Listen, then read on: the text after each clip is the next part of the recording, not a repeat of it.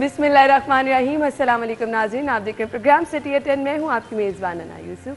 I hope आप सब लोग ठीक ठाक होंगे। दुआ यही है, इस दुआ के साथ ही प्रोग्राम का आगाज़ करेंगे कि अल्लाह ताला हम सबको सेहत और तंदुरुस्ती वाली ज़िंदगी दे, दूसरों के लिए आसानियाँ पैदा करे, आपकी भी ज़िंदगी आसान हो जाएगी। लेकिन वो लोग जो कि इंतज़ार कर रहे थे कि उनके लिए कुछ आसानी होगी, पेट्रोल की कीमत कम होगी, पेट्रोल की कीमत तो कम नहीं हुई। मैं ख़ुद भी इंतज़ार कर रही थी और ख़ुद भी मैं उन मुतासिरीन में शामिल हूँ जो 2-3 दिन से फ्यूल जिन्होंने नहीं डलवाया और इंतज़ार कर रहे थे कि शायद पेट्रोल की कीमत कम हो जाए। ये छोटी छोटी सी खुशियाँ रह गई हैं। आई डोंट नो कि इससे बढ़कर खुशियाँ हमारे लिए अब क्या हो सकती हैं। खैर, पेट्रोल की कीमत में कमी नहीं हुई जी, मिट्टी के तेल और डीजल की कीमत में कमी हुई है। चलें जी, जो भी कुछ हो रहा है इनको अगर हम पॉजिटिवली देखें, खुश आइंद है, आप अच्छे की उम्मीद कर सकते हैं। मौजूदा हालात में सर्वाइव करना कुछ लोगों के लिए तो बहुत ज़्यादा मुश्किल हो गया है। अभी कल में किसी से बात हो रही थी, सो उन्होंने मुझे बताया कि घर में सब्ज़ी बनाई है तो 1000 रुपये की सारी सब्ज़ी आई है। अब किस तरह से लोग गुजारा कर रहे हैं, ये चीज़ें बहुत मुश्किल होती जा रही हैं। लोगों के लिए इन हालात में सर्वाइव करना बहुत मुश्किल होता जा रहा है। गैस की कीमतों में जिस तरह से इजाफा हो रहा है, किधर जाएंगे लोग? मतलब बिजली के बिलों का बोझ कम हुआ तो गैस के बिल की सूरत में आपसे जो है वो अब वसूली की जाएगी। खैर, हमने ख़बरों की तरफ भी बढ़ना है। ये हालात तो इसी तरह से रहेंगे। अपने लिए भाग दौड़ कीजिए, कोशिश बस दौड़ते जाइए, ज़िंदगी इसी का नाम है।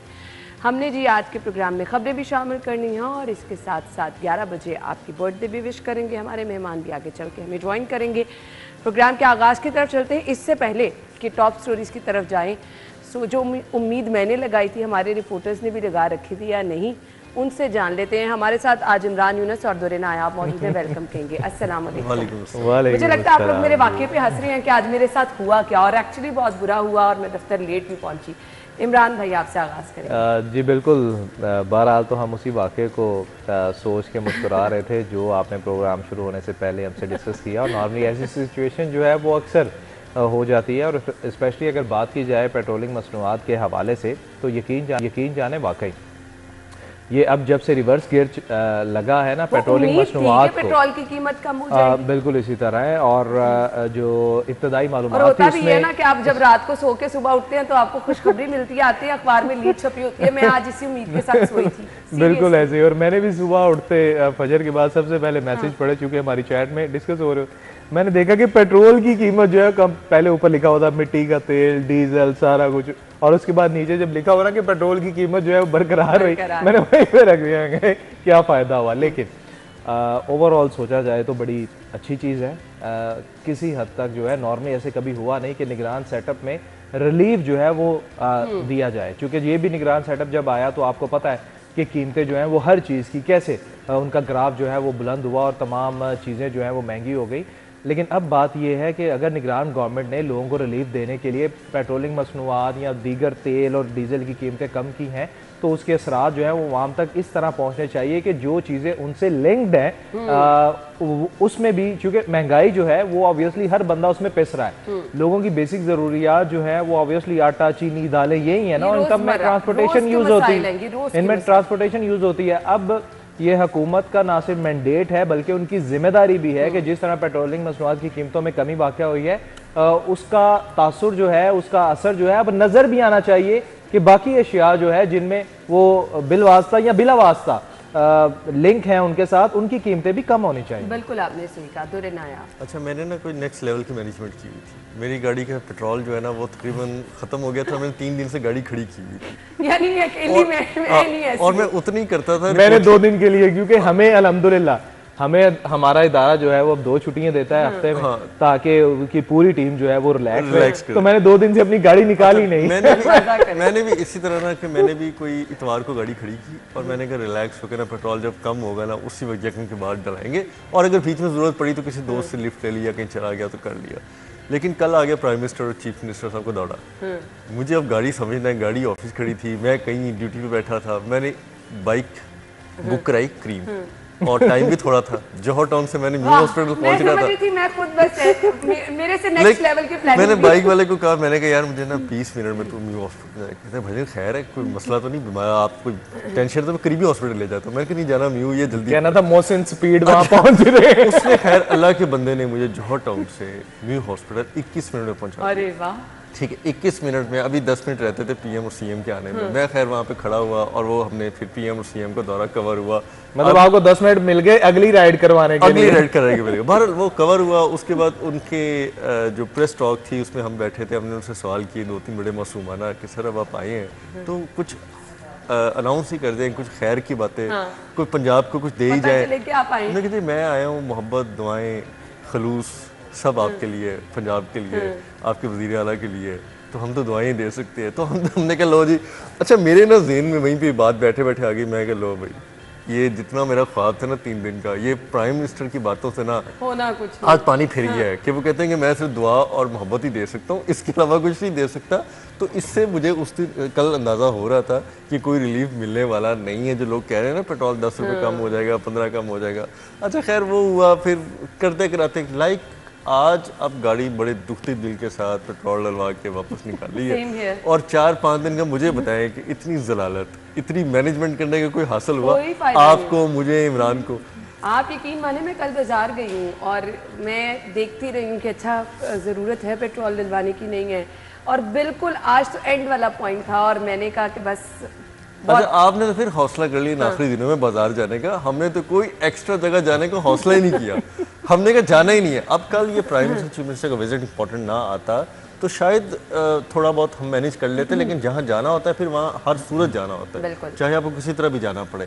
लेकिन आपने तो फिर बहुत अच्छा काम किया कि बाजार भी हो गई उसी लिमिटेड पेट्रोल के साथ, दफ्तर आने की भी कोशिश कर ली। जी अब आपको मैनेज करनी पड़ती हैं चीज़ें। खैर ये हमारी प्लानिंग ही नहीं थी, हमारी तरफ बहुत सारे लोग इंतज़ार कर रहे थे लेकिन उम्मीदों में पानी फेर गया।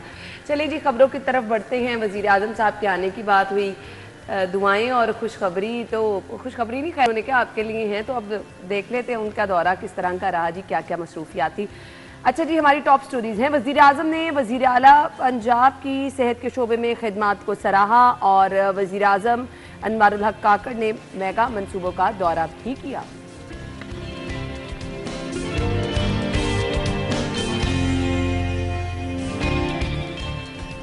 सहूलतकारों के लिए कोई मुआफ़ी नहीं, गैर कानूनी तारीक़ वतन की वापसी की डेडलाइन खत्म। और जाती उम्रा में सियासी सरगर्मियों का आगाज हो चुका है। नवाज शरीफ मुतहरिक है, उम्मीदवारों से 10 नवंबर तक दरख्वास्तें भी तलब करनी है। शहर भर में दोबारा ई चालानी का आगाज, इस पर भी बात करेंगे।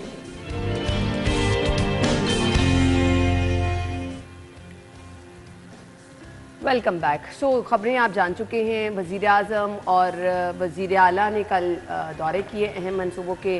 तो सीएम साहब आज सुबह भी पहुंचे हुए थे, आपने देखा, वो भी हम आपके साथ शेयर करेंगे। लेकिन वज़ीर आज़म साहब की मसरूफियात क्या हैं यहाँ पे जो उन्होंने दौरे किए और तमाम मनसूबों का विज़िट किया, क्या कहा उन्होंने, दुरे नाए आपसे जान लेते हैं। अच्छा बज़ाहिर तो ये लग रहा था कि वो शायद बड़ा लिमिटेड शेड्यूल लेके आए हैं, लेकिन जो कल उनकी मैंने कवरेजेस की हैं और जिस तरह कल उनका शेड्यूल देखा है तो सिर्फ वो पंजाब की सूरत हाल देख लें और लाहौर में जिस तरह से हुकूमत ने काम किया, पंजाब में बाकी मनसूबों पे काम किया वर्चुअली, लाहौर में जो काम किया उन्होंने फिजिकल ब्रीफिंग दी, लेकिन जो पूरे पंजाब के दीगर अजला में किया है वो उन्होंने ऑनलाइन और वर्चुअली बहुत सारी जगहों पर ब्रीफिंग ली है, जिसमें पता लग रहा था कि कहाँ पे क्या काम हो रहा है।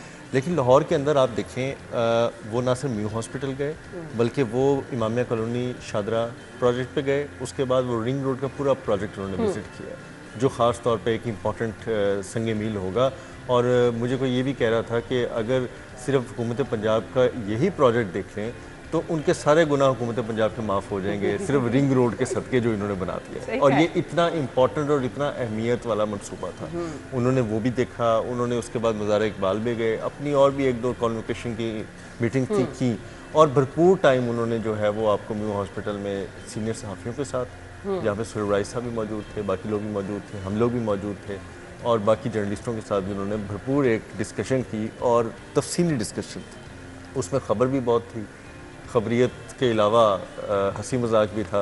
हमने उनसे ये भी पूछा कि वो कल सुने लम्स में काफ़ी कहते नहीं वो बच्चे शरारतें करते हैं, हम भी करते थे, शरारतें होती रहती हैं, कोई बात नहीं, हंस के टाल दिया। लेकिन उन्होंने कहा कि बात ये है कि आप ये बताएं कि क्या इससे पहले किसी भी प्राइम मिनिस्टर ने, या चलें हमसे पहले की प्राइम मिनिस्टर की बात करें, एक प्राइम मिनिस्टर जो थे वो तो मीडिया से बात ही नहीं करते थे, बात ठीक है, वो तो मीडिया के सामने आते ही नहीं थे, वो जर्नलिस्टों से बात ही नहीं करते थे। तो लोगों को सेटिस्फाइड करना उनका गमो गुस्से को सुनना, सहना, बर्दाश्त करना, कथारसिस का आगे से जवाब देना, ये बड़ा मुश्किल काम होता है। ये शायद आप और हम जर्नलिस्ट होके भी ना कर सकें। जब कोई हमारे इस तरह से गले पड़ जाए, अपने हालात और मुश्किलात और मुसीबत में सताया हुआ, तो मुश्किल हो जाती है। बहरहाल कल उन्होंने टोटल काम देखा, म्यू हॉस्पिटल की बहुत तारीफ़ की, क्योंकि म्यू हॉस्पिटल एक बहुत ही पुराना और एक हिस्टोरिकल हॉस्पिटल है और उसकी जो बिल्डिंग्स हैं वो बहुत ज़्यादा आर्टिस्टिक पुरानी बिल्डिंग। बिल्कुल। म्यू हॉस्पिटल के इमरजेंसी को एज इट इज़ बहाल करना एक बहुत टफ डिसीजन था, क्योंकि एक पुरानी बिल्डिंग है ना। बिल्कुल ऐसे ही। आप जितने पैसे उस पर लगा रहे होते हैं, आपके पास उतने में आप नई बिल्डिंग तैयार नहीं बन कर जाती है। सकते हैं। आपके पास ऑप्शन ये होती है कि यार अब हमने इस फसाड को भी बचाना है, हमने इस हिस्टोरिक बिल्डिंग को भी बचाना है, हमने इसको गिराना नहीं, क्योंकि ये हमारी एक एंटिटी है, एक पहचान है, एक शनाख्त है। उस पे उन्होंने सारे फ्लोर्स पे जाके तफसीली उन्होंने ब्रीफिंग दी। ये नहीं था कि यूं आए हैं गुजर गए कुछ पता नहीं, उन्होंने प्रॉपर ब्रीफिंग ली।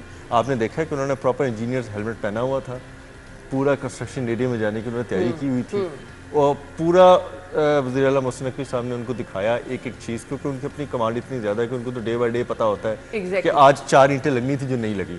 अच्छा, उन्होंने ईच एंड एवरीथिंग उनको दिखाई। उसके बाद वो उनको हॉस्पिटल में वहाँ लेके गए जहाँ पे पहली दफ़ा जेल के असीरान का इलाज हो रहा था, म्यू हॉस्पिटल में। अच्छा। आम कैदी तो होता है ना इलाज, लेकिन कुछ ऐसे क्रॉनिक डिजीजेज हैं जिनका इलाज नहीं कराया जाता था। कोट लखपत से लाए हुए तमाम कैदी जिनके आंखों के ऑपरेशन कराए गए, आंखों का इलाज मुआवजा कराया गया, उस वार्ड में लेके गए और ये कैदियों से मुलाकात सीएम का था। उससे पहले मुझे बताया ना, उससे पहले कहाँ थे? जिस दिन वो कोट लखपत गए तो उन्होंने उनसे वादा किया था कि मैं आप सबका आंखों का इलाज कराऊंगा, जितने लोग थे। फिर वो जितने लोग थे जिनकी तादाद को 20-25 होगी, उन सबको ला के कल म्यू हॉस्पिटल में हाई सिक्योरिटी के साथ उनके सारे ऑपरेशंस हुए थे। उनकी आंखों पे काला वो जो पट्टी होती है, चश्मा, वो बंधे हुए थे। उनको वहाँ पे वज़ीर आज़म ने उनसे मुलाकात की, हाल पूछा, उनको फूलों के गुलदस्ते पेश किए, दुआओं के तबादले हुए। कैदियों ने, आपको पता है कैदियों की दुआएं जो होता है ना, वो दुगनी हुई रफ्तार में लगती हैं। एक तो बेचारे वो असीरान होते हैं, ऊपर से मजलूम होते हैं और आगे से उनको इलाज मुआवजा नहीं मिल रहा था। वो सारा किया, साफ़ी से मुलाकात की। इमामिया कॉलोनी में वज़ीर आज़म ने कल डेडलाइन दे दी है। अच्छा। उन्होंने कहा जी कि मैं 15 दिसंबर को दोबारा, वज़ीर आज़म ने भी डेडलाइन, वज़ीर आज़म ने, उन्होंने कहा 2 प्रोजेक्ट है ना, एक शादरा। अच्छा, शादरा में वज़ीर आला ने अपनी डेडलाइन दी हुई है। जो इमामिया कॉलोनी है वो फेडरल गवर्नमेंट का प्रोजेक्ट है, उस पर कल प्राइम मिनिस्टर ने कहा जी कि मैं 15 दिसंबर को आ रहा हूँ इसका इफ्तिताह करने। तो समझेंगे 15 दिसंबर इज डेडलाइन। 15 दिसंबर में इमामिया फाटक, जो कि लाहौर की एंट्री पे एक साइन मार्क बन चुका था, बहुत बड़ा यहाँ पे भी ट्रैफिक का इशू था। उस पे फ्लाईओवर की उन्होंने कहा जी ओपनिंग है और मैं उसको ओपनिंग करने आ रहा हूँ, ठीक है। उसके बाद रिंग रोड पे उन्होंने काफ़ी तारीफ की। रिंग रोड पे उन्होंने कहा जी कि जो काम है, जो म्यार है, जो तामीराती है, वो कहते हैं कि मैंने बहुत कम देखा है। तो अगर हमने कहा कि जी आप बताएं आप रैंक कहाँ करते हैं, तो कहते हैं अगर रैंक करते हैं तो ज़ाहिर बात है मोहसिन स्पीड के तो कोई सानी नहीं है बाकी सूबों में, लेकिन बाकी सूबों के अपने मसाइल हैं, अपने काम हैं, अपनी एक लिमिटेशंस हैं, लेकिन पंजाब इन सबको काट गया और पंजाब इससे बहुत आगे जा रहा है। उन्होंने कहा जी मेरी दुआएं हैं, मेरी बेस्ट विशेस भी हैं मोहसिन साहब के साथ कि वो इसको बहुत तरीके से लेकिन ये तमाम चीज़ें एक तरफ, उनके दौरे से जो उम्मीदें वाबस्ता थी वो तो पानी फिर गया ना इमरान। देखिए, जो आप बात कर रही हैं उम्मीदों के हवाले से, पहले उम्मीदों की बात कर लेते हैं कि जब पंजाब में निगरान हुकूमत आई तो जितने भी आपके सरकारी महकमे, सरकारी अफसरान और दीगर इदारे हैं ना, जो हुकूमत के ज़ेर साया होते हैं, उनको उम्मीदें थी कि जी चलो जी निगरान सेटअप आ गया है, अब हम वैसे ही काम करेंगे जैसे हम माजी में निगरान सेटअप में करते थे, मतलब हाथ पे हाथ रख के हम बैठे हुए हैं, कोई काम नहीं करना। फिर उन्हें क्या पता था कि आगे से मोहसिन स्पीड जो है वो उन्हें मिलेंगे, वो तो कोई हमसे पूछे ना कि वो कैसे, अंदाजा ही नहीं था। तो बहरहाल उन्होंने जैसे काम किया, उसके बाद हर सूबा जो है उसकी नज़र पंजाब की तरफ, हर सूबे की नज़र। आप देखिए ना, आपने एक एग्जाम्पल ऐसी बना दी कि आपको देख के दूसरों को भी मोटिवेशन मिल रही है और एक चैलेंज समझ रहे हैं। बिल्कुल ऐसे हमारे कई ऐसे दोस्त हैं जो सिविल सर्विसेज में हैं, जो कि दीगर सूबों में तैनात हैं, वो यही कहते हैं कि भाई हर सूबा जो है ना वो पंजाब की तारीफ कर रहा है और सिर्फ वज़ीर आला की तारीफ कर रहा है। उसके बाद अब जिस तरह दुर्नियाब ने बात की, वाकई ये बात हकीकत है कि निगरान वज़ीर आज़म जो हैं उन्होंने यहाँ पर आना था और मंसूबे देखने थे कि आया कि ये काम हो कैसे रहा है, कि वाकई जो वज़ीर आला मोहसिन नकवी के बारे में कहा जा रहा है क्या वाकई ऐसी चीज़ें हैं। तो वाकई कल उनका बिजी शेड्यूल था और बिजी शेड्यूल होने के बाद मुख्तलिफ तालीमी इदारों में भी गए, कहीं कॉन्वोकेशन अटेंड किया, कहीं लफ्ज़ में उन्होंने स्टूडेंट से जो है वो मुकालमा किया और उसके बाद उन्होंने मुख्तलिफ विजिट जो है वो किए और उन्होंने तमाम प्रोजेक्ट्स जो है वो देखे अपनी आंखों से, कि म्यू हॉस्पिटल भी गए और उसके बाद तमाम जो डेवलपमेंट प्रोजेक्ट्स हैं उनका भी दौरा किया और वाकई उन्होंने देखे, कहा कि जी वाकई मैं अब मानता हूँ ये उन खैर दुर्रे ने आप तो सारा दिन उनके साथ रहा है कि वाकई उन्होंने एक्सेप्ट किया कि वाकई भाई जो मोहसिन नकवी के बारे में सुना था उससे बढ़ के जो है वो पाया है। तो बहुत अच्छी बात है और पहली बार ये हो रहा है कि कोई निगरान गवर्नमेंट जो है वो अवामी फलाह के लिए ये काम कर रही है। नॉर्मली कोई गवर्नमेंट जो है वो ऐसा नहीं करती। क्यों नहीं करती वो खैर वो और चीज़ें हैं और बातें हैं। बाकी सूबे जो है जिस तरह प्राइम मिनिस्टर ने कल ये कहा कि बाकी सूबों के अपने मसाइल है, मसाइल कोई नहीं होते, सिर्फ हटदर्मी होती है।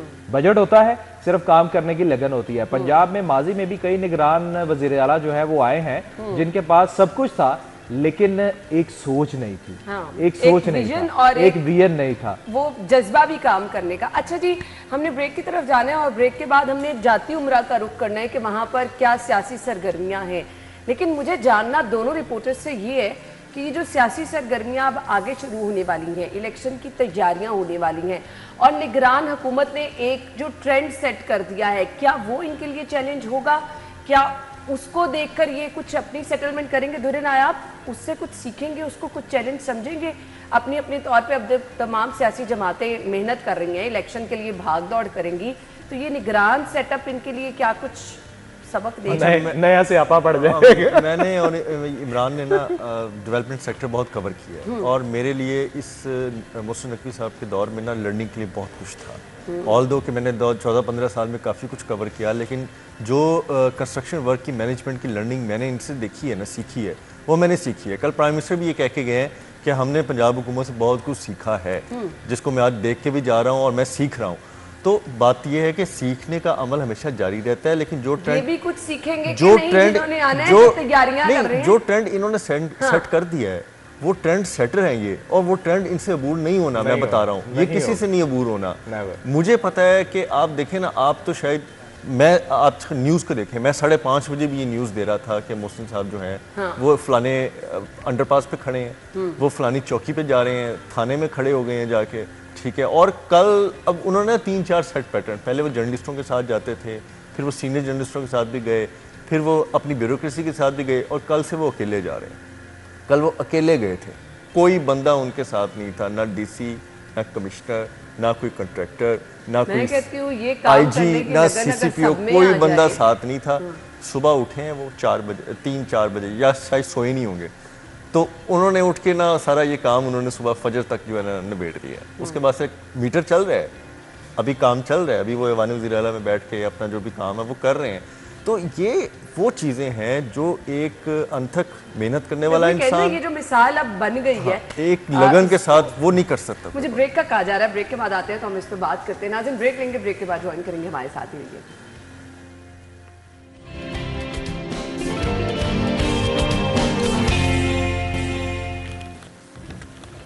Welcome back once again. और अगली खबर की तरफ हमने बढ़ना है। अगली खबर है जी, मियां मोहम्मद नवाज शरीफ की ज़ेर सदारत मुस्लिम लीग नून का पहला बाज़ाब्ता इजलास हुआ है। आम आदमी को इंसाफ की फराहमी के लिए मंशूर कमेटी कायम कर दी गई है। नवाज शरीफ ही मुस्लिम लीग नून की वज़ारत इज़्मा के उम्मीदवार हैं।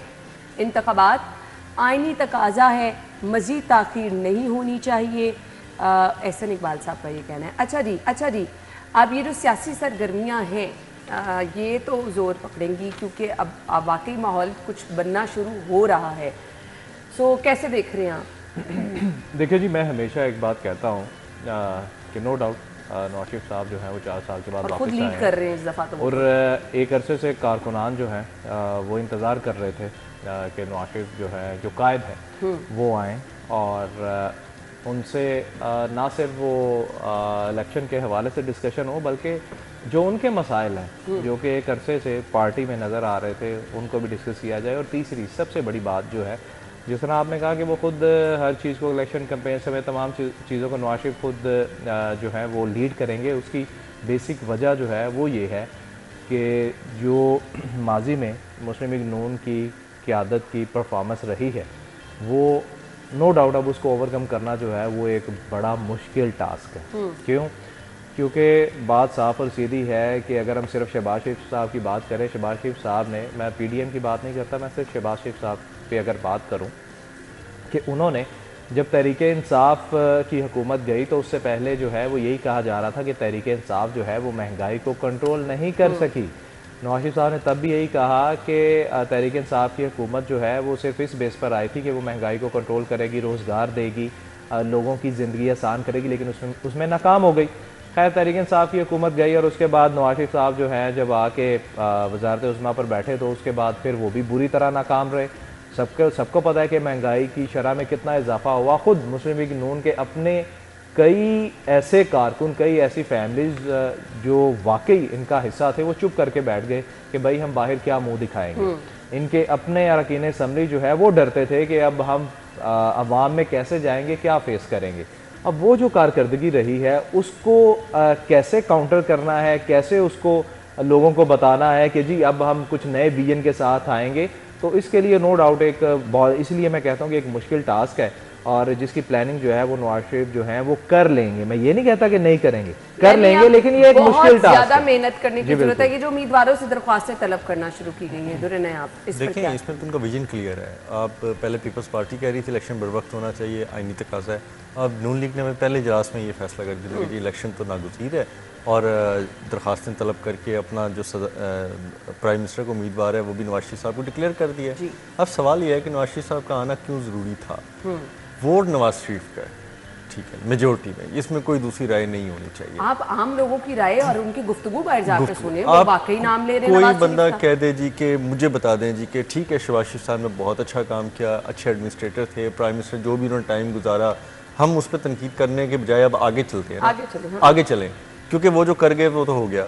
अब वोट जो है ना उसमें हकीकी वोट जो नून लीग का है ना वो नवाज शरीफ साहब का है। चाहे उसमें नज़रियाती कारकुन हैं, चाहे उसमें आगे नस्ल दर नस्ल चढ़ने वाले कारकुन हैं, जितने भी उनके मौके पे अब नई तंजीम साजी के तहत आने वाले कारकुन हैं, या वो मायूस लोग जो तमाम अब सियासी जमातों से बेजार हो चुके थे, चाहे वो PDM थी, PDM के अलावा पाकिस्तान तहरीक साहब ने जो किया सो किया। अब उनको एक नई चीज़ देखनी थी, कौन बंदा जो है वो नया विजन पेश कर सकता है, कौन अब हमें एक नया फार्मूला बताएगा जिससे हम आगे निकल सकते हैं।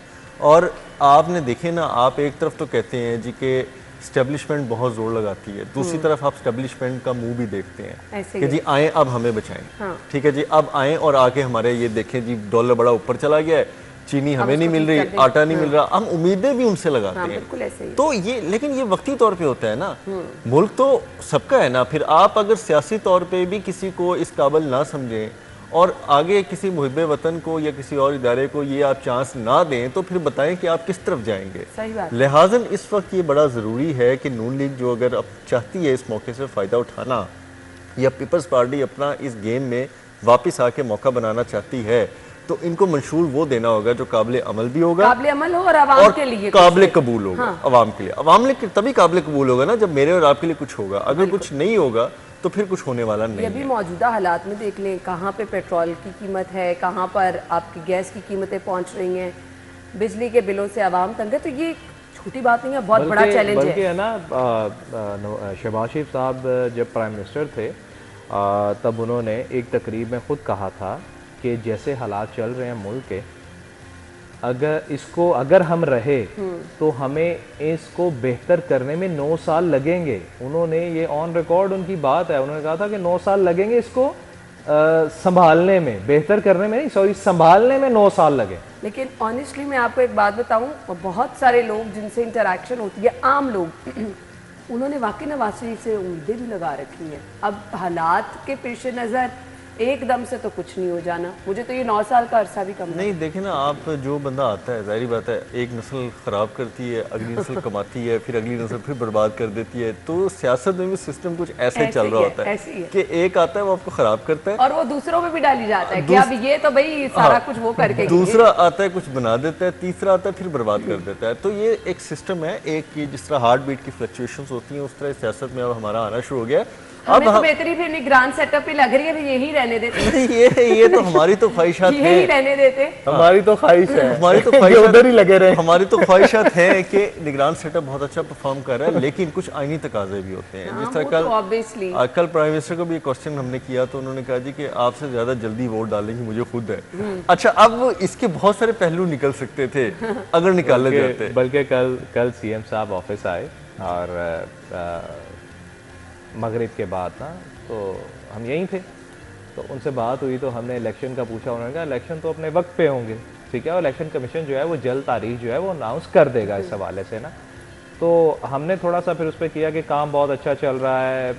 नॉर्मली जो मुस्तकिल हुकूमतें होती हैं वो इतना अच्छा काम नहीं करती जितना हमें इस बार कैबिनेट आपकी सारी जो है उसमें देखने में सामने आ रहा है। तो उन्होंने सीधी और साफ बात दुर्रनियाब ये कही, उन्होंने कहा आप तो चाहते हो कि मैं उधर लगा रहा हूँ ऑफिस हमने कहा नहीं ऐसी बात नहीं है, एटलीस्ट लोगों को रिलीफ मिल रहा है, लोग खुश हैं, लोग खुश है। और यकीन जाने जब हम रोड्स को जब हम इस्तेमाल करते हैं ना, अल्लाह का शुक्र है कि मैं अभी हॉस्पिटल के दौरे शोरे जो है फिलहाल तो नहीं किए, दुर्रने आप तो रोज करते हैं। मैं रोड्स के हवाले से बात करूं क्योंकि सारा दिन हम सड़कों पे होते हैं, तो नो डाउट रोड्स के हवाले से जो सुकून मिल रहा है ना, कसम से घंटों का सफर जो है ना वो मिनटों में हो गया और अब मजा आता है रोड्स पे सफर करने का। लाहौर का इंफ्रास्ट्रक्चर तो नो डाउट कि ऐसा हो गया कि आइंदा आपको 10 साल के लिए कोई परेशानी नहीं है। सही कह रहे हैं। अब लोगों के पास ना एक और भी है कि लोग अस्पतालों में जाके ना अब वज़ीर की धमकी भी लगा देते हैं डायरेक्टली कि चलें कोई बात नहीं, अगर नहीं करना ना इलाज या कहीं FIR नहीं होनी या कहीं कोई प्रॉब्लम नहीं आनी तो कोई बात नहीं, कहीं ना कहीं वज़ीर आला मिल जाए। मैं चाहती हूं मुझे कि ना आने वाली हुकूमत का भी हो, लोग अपने CM का नाम ले। एक बात, मेरे कहीं खड़ा था तो मेरे सामने को फटा चला तो एक औरत कहती कि कोई गल नहीं, मैं ना कितना कहते तो मैंने CM लब ही जाएगा ना।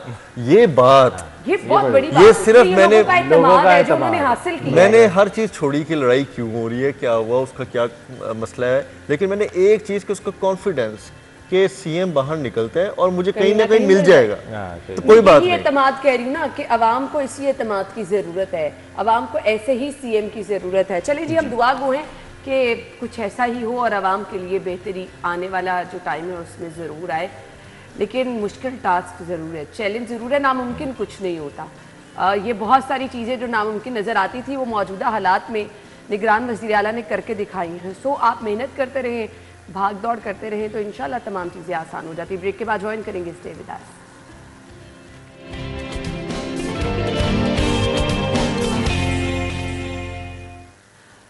हम अपनी खबर की तरफ आएंगे और ख़बर ये है जी, ट्रैफिक सिग्नल, लेन लाइन, स्टॉप लाइन की खिलाफ वर्जी पर अब एक्शन होगा।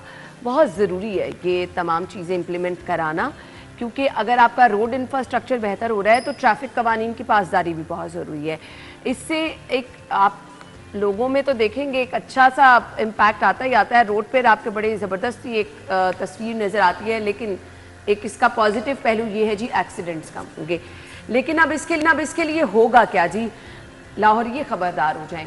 अब वो जो चालानिंग वाला सिस्टम था वो दोबारा से शुरू होने लगा है, पता नहीं क्यों शुरू होने लगा है, किस तरह से शुरू होगा, और वो जो धड़ाधड़ चालान आना शुरू हो गए थे क्या वो उसी तरह से आएंगे दुर्रनाया? जी बिल्कुल, इसमें छोटे छोटे कवानीन भी जो हैं वो भी चालानी के ज़मरे में आएंगे। अगर आप लाइन जो सामने लगी होती है उसको क्रॉस करते हैं, टायर आपका उसको क्रॉस कर जाता है तो आप फिर भी चालान के ज़मरे में आएंगे। आपने रुझान ये देखा है कि इशारा बंद होता है और कुछ लोग जो है ना इशारे से बहुत आगे जाने की कोशिश कर रहे होते हैं। लेकिन ये कैमरे इतनी सफाई से ये वाला काम जो कर लेते हैं, आप कैमरों की सफाई अभी आपने देखी नहीं है। हम तो सेफ सिटी उस दिन गए हैं, चीफ मिनिस्टर की एक विजिट था, मीटिंग थी, तो मेरे लिए खुद बहुत हैरानकुन था कि अगर सेफ सिटी काम करने पे आए तो वो काम कर सकती है जो आप और मैं तस्वर भी नहीं कर सकते। अच्छा। उनके पास ऐसी ऐसी टेक्नोलॉजीज हैं, उनके पास ऐसे ऐसे कैमरे हैं, और तो कुछ कैमरे ख़राब रहे पीछे जिसको उन्होंने कहा कि अब वो अब ठीक कर रहे हैं और नवंबर के मिड तक 100% ऑपरेशनल हो जाएंगे।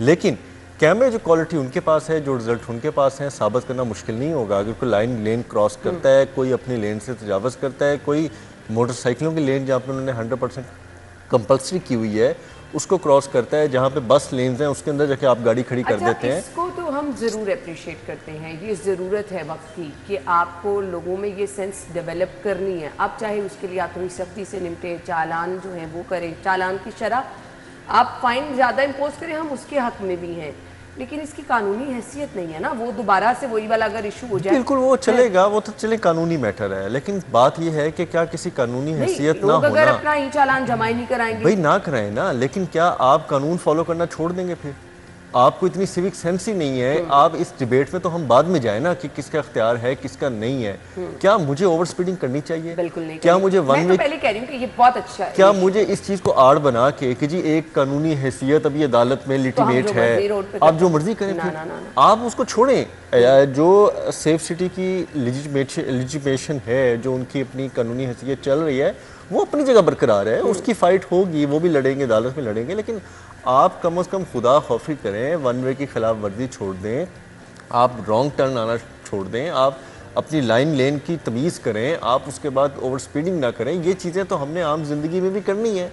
क्या पूरी दुनिया में कोई ख़ास तौर पे जिस वक्त आप ये लाइनें क्रॉस करने लगते हैं, कोई ऊपर से आपके ऊपर कोई वजनी चीज़ आके गिर जाती है? आपको एहसास जिम्मेदारी है ना, आपको खौफ है ना किसी चीज़ का, एक चीज़ की जो मैं भी जिम्मेदार शहरी हूँ। कोई ऐसी बात तो नहीं ना कि मौके पे आपका एहतसाब हो जाता है, लेकिन वो लोग इतना क्यों डरते हैं? क्योंकि वो सिविक सेंस का इस्तेमाल और शऊर हमसे कहीं ज़्यादा रखते हैं। वो इस बहस में नहीं पड़ते कि जी कोई कानूनी, अब आप मुझे बताएं, हमारी नेचर तो पहली है कि हमें तो थोड़ी सी जगह चाहिए होती है, उसके बाद तो हमने पूरा फ़ायदा उठाना होता है। अब अगर हम सेफ सिटी की सिर्फ कानूनी हैसियत पे जाएं तो फिर पूरे शहर में जो मर्जी करें आप, बिल्कुल ऐसे। आप हेलमेट भी ना पहने, आप सीट बेल्ट भी ना लगाएं, आप जिधर जिसका मुंह जाए वो वहीं से चल पड़े। बस अब आज मैं सोच रही हूँ कि मैं आज जिस तरह दफ्तर पहुंची, क्योंकि मैं लेट हो चुकी थी, फिर हमें हर चीज़ पे मार्जिन भी रखना होगा, हर चीज़ को उस तरह से डिसाइड भी करना होगा, क्योंकि यहाँ तो ओवर स्पीड के चालान भी मैं भुगत चुकी हूँ। बिल्कुल इसी तरह है। देखिए, आप ने वन वे की खिलाफ वर्जी और उसके साथ हेलमेट की जो है वो सज़ा जो है वो 2000 रुपया बनानी है, 2000 रुपया जो है वो कर दिया। उसके बावजूद जब मैं ऑफिस आ रहा था तो ये बाहर जो यू टर्न बने, आप यकीन जाने वहाँ पर लाइनें लगी हुई हैं जिनके चालान हो रहे हैं। मतलब लोग हमारे जो है ना वो जिम्मेदारी नहीं लेते। ठीक है, जिस तरह दुर्रे ने आपने भी बात की कि हमें ये इस चीज़ को साइड पर रखना पड़ेगा कि सेफ सिटी का काम क्या था, किस मकसद के लिए बनी, क्या करना शुरू हो गई, रेवेन्यू जनरेट कर रही है या आगाही फैला रही है, ये अलग चीज़ें हैं। बात है लोगों की। जब तक लोग जो हैं वो अपना रोल प्ले नहीं करेंगे तब तक माशरे में बेहतरी नहीं आएगी। जिस तरह आपने बात की, लाइन लेन की पाबंदी जो है ये बहुत ज़रूरी है। रोड जो है वो बन चुकी है और मेरे ख्याल के मुताबिक निगरान गवर्नमेंट ने अगर रोड्स बनाए हैं तो फिर जो उन रोड्स को इस्तेमाल करने वाले हैं ना, उनके लिए उनको भी ये सीधा कर लेंगे। ठीक है, और बात इसी तरह है कि लोगों को खुद अपनी एहसास जिम्मेदारी जो है वो दिखाना चाहिए। देखें, आपकी छोटी सी गलती जो है वो किसी के लिए जानलेवा बन सकती है, किसी के लिए क्या, आपके अपने लिए बन सकती है। अभी भी आप यकीन जाने, जब हम ऑफिस आ रहे होते हैं सुबह टाइम, चूंकि हमने प्रोग्राम में शिरकत करनी होती है और उसके लिए जो है वो हम थोड़ा स्पीड में होते हैं, लेकिन स्पीड हमारी उतनी होती है जितनी मेंशन की होती है रोड्स पे ना, कि 40 से ज़्यादा ना चलाएं या 60 से ज़्यादा ना चलाएं। तो लोग फर्स्ट लेन से थर्ड में चले जाते हैं, थर्ड से फर्स्ट में आ जाते हैं। तो हम देखते ही आते हैं कि ये कर क्या रहे हैं। स्पेशली ये जो हमारे बाइक राइडर हैं और इसके साथ ये मोटरसाइकिल रिक्शा जो है, जो सवारी एक्सट्रीम राइट पे होगा तो लेफ्ट पे, एक्सट्रीम लेफ्ट हुई तो धड़ाम से इधर मोड़ लेते हैं। मतलब ये इसी तरह मुमकिन है कि इनको जो है वो आपको सजाएं जो है वो सख्त करना पड़ेगी, इसके अलावा कोई हल नहीं। खबर को वाइंड अप करने, जब तक हम खुद अपनी जिम्मेदारी नहीं समझेंगे, ये चालान, ये ई चालानिंग, ये ट्रैफिक पुलिस का रोकना कभी काम नहीं आएगा। आप खुद अपनी जिम्मेदारी समझें और जिम्मेदारी से आप रोड पे सफ़र करें, अपने साथ दूसरों की हिफाजत भी यकीनी बनाएं। ये हमारी रिस्पॉन्सिबिलिटी है। छोटी छोटी चीज़ें अगर जिनको हम समझना शुरू कर दें तो मेरे ख्याल से एक अच्छा पहलू सामने आएगा माशरे में। सो इसी नोट पे हमने वाइंड अप करना है। बहुत बहुत शुक्रिया आप लोगों के वक्त के लिए। नाज़रीन, हम हेडलाइंस के बाद आपको ज्वाइन करेंगे।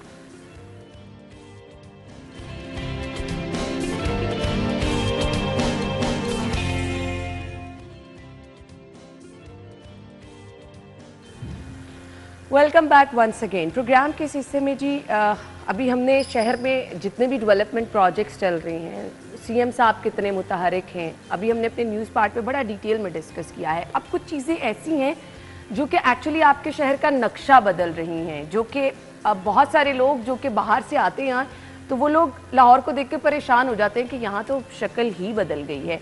सो कुछ ऐसे प्रोजेक्ट्स जो कि वाकई ही बहुत बड़े प्रोजेक्ट्स हैं और आने वाले टाइम में बहुत ज़्यादा फ़ायदा दे सकते हैं मुल्क को। जो मौजूदा हालात हैं उनके पेश नज़र बहुत ज़रूरी था कि कुछ ऐसे प्रोजेक्ट्स शुरू किए जाएँ, कुछ ऐसे डिसीजन लेने जाएँ जो कि लॉन्ग टर्म हो और आपके मुल्क को उससे फ़ायदा हो।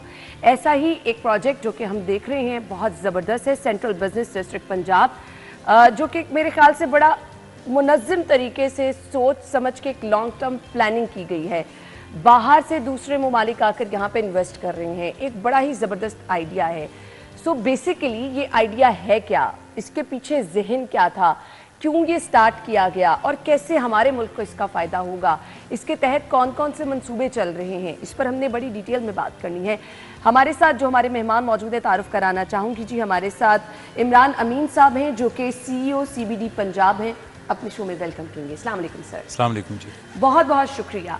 जैसे कि मैंने कहा कि एक मुकम्मल प्रोजेक्ट और एक लॉन्ग टर्म जिससे हमारे मुल्क को फ़ायदा होने वाला है? क्योंकि हम देखते हैं कि कुछ ऐसे प्रोजेक्ट्स होते हैं जो कि फॉर द टाइम बीइंग उन पे काम होता है, फ़ायदा देते हैं और फिर बिल्कुल जो, लेकिन इसको हम जो CBD पंजाब को देख रहे हैं, इसका हमारी आने वाली नस्लों तक फ़ायदा पहुँचेगा, बेसिकली आइडिया क्या था ये? देखिए जी, CBD को मल्टीपल एवेन्यूज़ और उसके इश्यूज़ देखते हुए सामने रखते हुए उसको प्लान किया गया था। इनिशियली एक तो ये था कि गवर्नमेंट की जो लैंड्स हैं, जो प्राइम लैंड्स हैं, उनसे गवर्नमेंट कोई फ़ायदा उस तरह नहीं उठा पाती इन टर्म्स ऑफ उसको डेवलपमेंट या किसी सस्टेनेबल मॉडल में नहीं ले जाया जाता। नंबर सेकंड ये था कि लाहौर के लिए एक अभी तक बल्कि पाकिस्तान में आज तक कोई हाई राइज का प्रॉपर इंफ्रास्ट्रक्चर डेवलपमेंट नहीं है। exactly. अगर आप बाकी जगह देखेंगे तो जहाँ पे कमर्शियल बिल्डिंग्स बन रही है वहाँ पे पार्किंग का इशू, उनके लिए पावर का इशू, उनके लिए पानी का इशू, वो काफ़ी हद तक था। तो एक आइडिया था कि यहाँ पे एक जदीद डाउनटाउन बनाया जाए लाहौर में, एक सेंट्रल बिजनेस डिस्ट्रिक्ट, एक मेन बुलेवार्ड के ऊपर एक नई कनेक्टिविटी दी जाए, और उसके मल्टीपल मकासद हैं और उससे मल्टीपल ऑब्जेक्टिव्स हम अचीव कर रहे हैं। एक तो एक थर्ड लेन आ जाएगी, आर्टरी आ जाएगी बिटवीन मेन बुलेवार्ड और वाल्टन रोड के और डिफेंस के। तो जो प्रेशर पॉइंट्स हैं फिरोजपुर रोड के ऊपर और अभी इस वक्त अली ज़ेब रोड के ऊपर जो कि डिफेंस और आगे खालिद भट्ट चौक के साथ कनेक्ट हो रही है, उसके साथ एक तीसरी आर्टरी आ जाएगी। इसके अलावा हमारे पास शहर के दरमियान जहाँ पे आपका साथ ही कज़ाफ़ी स्टेडियम भी है और आप सेंटर ऑफ द टाउन में ज़्यादा लोग रहना चाहते हैं, वहाँ पे हमारे लिए हमने जो मास्टर प्लान किया उसमें हमने होटल्स की प्रोविज़न रखी, कमर्शियल बिल्डिंग्स रखी, वहाँ पे मॉल है, रिटेल है, उसके अलावा रेजिडेंशियल बिल्डिंग्स हैं, इसके अलावा एक डिप्लोमेटिक इनक्लेव आ रहा है। तो जो लाहौर के बाकी चौकिंग पॉइंट्स थे वो वहाँ से हटकर यहाँ पे हम उसको प्रॉपर्ली प्लान्ड मास्टर प्लान के थ्रू ला रहे हैं। इससे ये फ़ायदा होगा कि जो भी इंटरनेशनल बड़े ब्रांड्स हैं वो हाई राइज का इंफ्रास्ट्रक्चर, बिकॉज ये पहली बार एक हाई राइज पे 700 फुट 800 फुट पे हम जा रहे हैं, तो उसको देखते हुए हम काफ़ी अच्छे ब्रांड्स अट्रैक्ट कर चुके हैं और बाकी भी पाइपलाइन में जो आ रहे हैं हमारे पास। तो इसमें 5 स्टार होटल्स इंशाल्लाह आप देखेंगी बड़े अच्छे, सारी वर्टिकल डेवलपमेंट है वो आ रहे हैं। साथ साथ हमने जो इसकी पहली डेवलपमेंट की थी प्राइम, वो इंशाल्लाह 15 नवंबर को कंप्लीट हो रही है और उसमें हम उसको लॉन्च कर रहे हैं, उसका सारा इंफ्रास्ट्रक्चर कंप्लीट हो जाएगा। तो ये इंशाल्लाह आपको एक बिल्कुल एक मुनफरिद, एक डिफरेंट डेवलपमेंट नज़र आएगी लाहौर के लिए, और उसमें हमने सारी चीज़ें वो कैटर की हैं जो इंटरनेशनल डेवलपमेंट के लिए इंपॉर्टेंट है। जैसे इसको ग्रीन सस्टेनेबल रखा हुआ है, यहाँ पे हमने पहले टारगेट किया था 5000, अभी हम 25,000 यहाँ पे ट्रीज़ और बाकी ग्रीन वो लगवाएंगे, इसमें प्लांट्स वगैरह और श्रब्स वगैरह वो आएंगे सारे। उसकी वजह से ये एक ग्रीन सस्टेनेबल डेवलपमेंट होगी। इसके अलावा इसके जो सारे बायलॉज हैं वो इंटरनेशनली अट्रैक्टेड हैं, हमने इंटरनेशनली रिनाउंड कंसल्टेंट से उसको बनाया है, और यहाँ पे जो बिल्डिंग्स आएंगी वो सारी एक इन्वायरमेंटल फ्रेंडली मटेरियल के साथ, बिकॉज हम लीड सर्टिफिकेशन पे जा रहे हैं तो उसके थ्रू बनेगी। नंबर सेकंड, यहाँ पे हमने रेन हार्वेस्टिंग टैंक्स रखे हुए हैं। यहाँ पे एक अपना वेस्ट वाटर ट्रीटमेंट प्लांट है, तो जो हम वेस्ट यहाँ से जाएगा वो पहले तो रेन वाटर सारा इस्तेमाल होगा, जो वेस्ट होगा वो पहले से यहाँ पे ट्रीट होके आगे जाएगा। इसका एक और सबसे बड़ा फ़ायदा ये है कि जो अपने फंड्स जनरेट कर रहे हैं CBD, वो उसके साथ साथ जो यहाँ पे मुल्हका सारी रोड्स हैं, आबादियाँ हैं, वहाँ का अब हम इंफ्रास्ट्रक्चर भी अपग्रेड करते जा रहे हैं। ये सबसे अहम बात है। जैसे कलमा चौक आपने देखा है, वो हमने सारा अपग्रेड कर दिया, उसको एक इंटरनेशनल लेवल उस पर ले आए। अब हम घोड़ा चौक भी कर रहे हैं, वहाँ पे भी ट्रैफिक की जो कंजेशन थी वो ख़त्म हो जाएगी। ये तो बेसिकली CM साहब का विजन था, so I will give him that credit कि ये CM साहब इस पर काफ़ी मुतहर्रिक हैं और वो चाह रहे हैं कि ये कनेक्टिविटी जल्दी बन जाए, बिकॉज इसकी वजह से ट्रैफिक और चोकिंग पॉइंट्स काफ़ी कम हो जाएंगे। इसके अलावा जो सेंटर हमारा मेन बुलेवार्ड से जो CBD बुलेवार्ड है वो कनेक्ट होगी वाल्टन रोड के ऊपर, उस पर बड़ा तेज़ी से काम चल रहा है। वो आप देख रहे होंगे, वहाँ पे स्पेशल इंटरेस्ट है CM साहब का ही, रेगुलरली विजिट्स, मेक श्योर कि डेट्स और डेडलाइन जो दी गई हैं वो एडहर हो। उसका कुछ टाइम फ्रेम बता दें, कहाँ तक काम मुकम्मल हो चुका है और कुछ डेडलाइन, क्योंकि CM साहब जो डेडलाइन दे देते हैं उस पर तो काम हो जाता है, सो यहाँ पर डेडलाइन क्या है? नहीं, यहाँ पे भी इंशाल्लाह उसी तरह ही होगा जिस तरह CM साहब ने डेडलाइन दी हुई है। 31 दिसंबर की हमें डेडलाइन दी हुई है। उसको फिनिशिंग लाने में 10-15 दिन सिर्फ ऊपर लगेंगे, बिकॉज वहाँ पे पूरा रोड के अलावा इंफ्रास्ट्रक्चर भी डल रहा है, तो उसमें और एक लंबा फ्लाई ओवर है 3 रोज़ का एक साइड पे, 3 रोज़ का दूसरी साइड पे, तो इंशाल्लाह बाई 15 जनवरी आप इसको ऑल फिनिश देखेंगी। अच्छा, माजी में हमने देखा रोड्स बनाए गए, फ्लाई ओवर्स बनाए गए, अंडरपासेस बनाए गए, बड़े सारे इश्यूज भी उसके साथ आए। सबसे पहले तो मटीरियल ही इतना नाकिस इस्तेमाल किया जाता है कि आप जगह जगह से रोड बैठे हुए, इस चीज़ को कैसे इंश्योर किया जा रहा है कि अगर ये इतने ज़बरदस्त प्रोजेक्ट बन रहे हैं तो आपकी क्वालिटी पे कॉम्प्रोमाइज़ बिल्कुल नहीं होना चाहिए? उसके अपने एस्पेक्ट्स हैं जो कि हम देख रहे हैं साथ साथ। जैसे फॉर एग्जांपल आप थर्ड पार्टी वैलिडेशन बड़ा इंपॉर्टेंट है कि हर प्रोजेक्ट पे करवाई जाए, और हमारे पीएनडी की गाइडलाइंस भी हैं, उन्होंने एड इन भी कर लिया है। ये इस बार वाहिद प्रोजेक्ट्स हैं पंजाब गवर्नमेंट में जिसको 3 सतह पे देखा जा रहा है। तो फॉर एग्जांपल अथॉरिटी जैसे सीबीडी है वो काम कर रही है, हम खुद उसको मैनेज कर रहे हैं, हमारे नीचे कंसल्टेंट्स हैं, हम क्वालिटी चेक रख रहे हैं। उसके बाद सीएम साहब की डायरेक्शन के ऊपर प्लानिंग डिपार्टमेंट जो हमारे प्लानिंग एंड डेवलपमेंट बोर्ड जो है, वहाँ पे जो चेयरमैन साहब और उनकी टीम है वो सेकेंडरी चेक रख रहे हैं। Then there is a third check by the CM office as well कि उसमें मेक श्योर कि यहाँ पे मटीरियल, यहाँ पे क्वालिटी सब कुछ बड़ी प्रॉपर लगे।